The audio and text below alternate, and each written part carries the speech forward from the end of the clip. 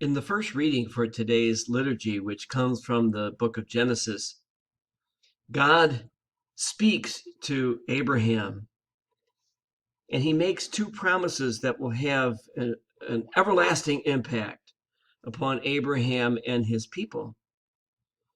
He promises them first land.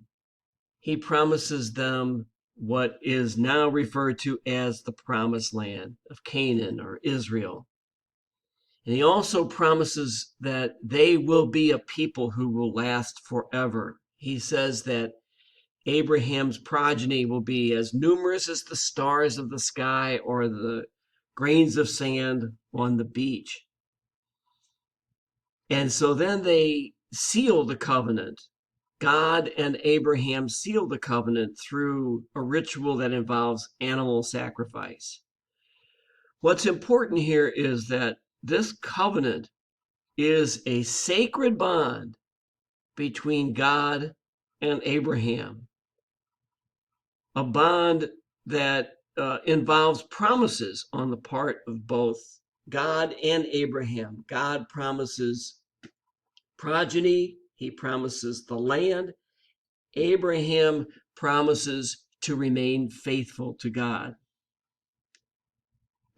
We too are people of a covenant, a new covenant. There is an unbreakable bond between us and God. God promises to be with us always. But we make promises as well. The promises that we are asked to live up to are to love God above all else, to love our neighbor, and that means every neighbor, and to love ourselves as we love God, to love ourselves as we love the neighbor. When we do this, we are keeping our side of the covenant with God.